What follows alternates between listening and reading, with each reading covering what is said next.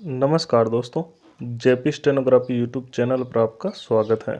यह डिक्टेशन 80 शब्द प्रति मिनट का होगा, जो कि 7 मिनट तक बोला जाएगा। जनसत्ता से लिया गया है। 10 सेकंड बाद स्टार्ट किया जाएगा।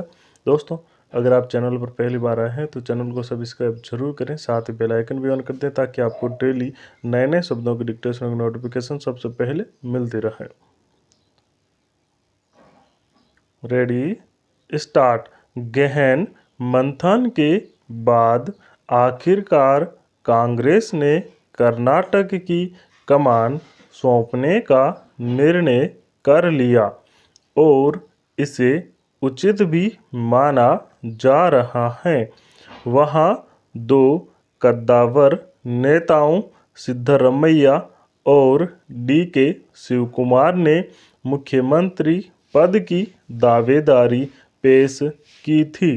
कर्नाटक विधानसभा चुनाव जिताने में दोनों की अहम भूमिका मानी जा रही है। ऐसे में स्वाभाविक ही पार्टी आलाकमान के सामने मुश्किल थी कि वह दोनों में से किसे मुख्यमंत्री पद की जिम्मेदारी सौंपे। जिन दलों में कई कद्दावर नेता होते हैं, वहाँ ऐसी दुविधा की स्थिति पैदा होती ही है। अगर उनमें संतुलन न साधा जाए तो सरकार के कामकाज में अड़चनें बनी रहती हैं और फिर अगले चुनावों का गणित भी बिगड़ता है। सिद्धरमैया अनुभवी नेता हैं। इससे पहले 5 साल तक मुख्यमंत्री रह चुके हैं। उनका कार्यकाल संतोषजनक रहा है। फिर कर्नाटक में उनका बड़ा जनाधार है। इस चुनाव में भी कांग्रेस अगर अल्पसंख्यक, अन्य पिछड़ी जातियों और दलितों को अपने पक्ष में जोड़ सकी तो उसके पीछे सिद्धरमैया का प्रभाव ही काम आया। आम चुनाव नज़दीक आ रहे हैं। ऐसे में सिद्धरमैया को नाराज करना कांग्रेस के लिए परेशानी मोल लेना साबित हो सकता था। फिर चुनाव घोषणा पत्र में कांग्रेस ने जो 5 बड़े वादे किए हैं, उन्हें मंत्रिमंडल की पहली ही बैठक में पूरा करने का संकल्प है। इसके लिए दृढ़ राजनीतिक नेतृत्व और कुशल आर्थिक संयोजन बहुत जरूरी है। इस मामले में सिद्धरमैया ही कारगर साबित हो सकते हैं। आर्थिक मामलों में सिद्धरमैया के गणित का लोहा विपक्षी भी मानते रहे हैं। उनके बरकस डी.के. शिवकुमार पार्टी के समर्पित कार्यकर्ता हैं। उनकी निष्ठा और लगन में कोई कमी नहीं।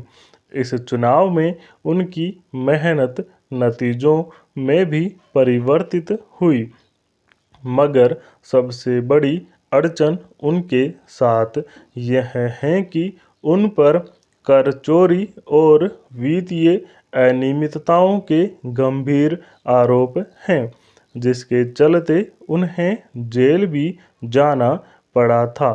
अगर कांग्रेस उन्हें मुख्यमंत्री पद पर बिठा देती और आयकर विभाग और प्रवर्तन निदेशालय सक्रिय होकर उन्हें फिर गिरफ्तार कर ले जाते तो पार्टी के लिए नई मुसीबत खड़ी हो जाती।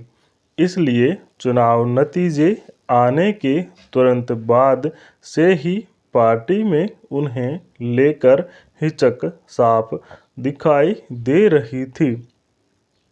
पर डी.के. शिवकुमार अपनी दावेदारी पेश करने और दबाव बनाने का प्रयास करते रहे, मगर पार्टी में उचित ही व्यावहारिक पहलुओं पर ध्यान देते हुए उन्हें उप मुख्यमंत्री का पद दिया।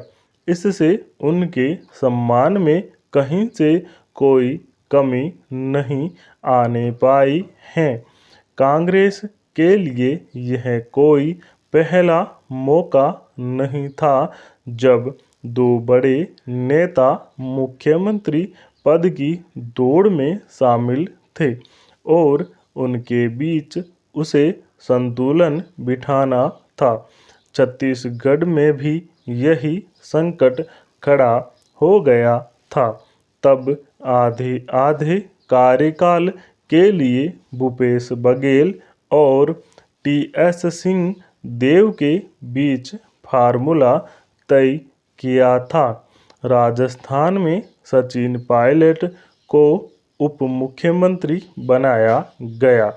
अभी हिमाचल प्रदेश में भी इसी तरह मुख्यमंत्री पद की दौड़ शुरू हुई तो दो प्रभावशाली नेताओं में मुख्यमंत्री और उप मुख्यमंत्री पदों का बंटवारा किया गया।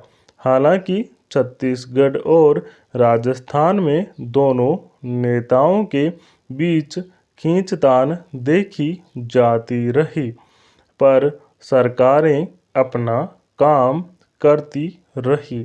कर्नाटक में ऐसी स्थिति पैदा न होने पाए, इसके लिए केंद्रीय कमान को दोनों नेताओं के बीच तालमेल बनाए रखना होगा। महत्वपूर्ण बात यह है कि इन दोनों नेताओं को खुद उसी तरह एकजुट होकर काम करना होगा जिस तरह चुनाव के समय किया।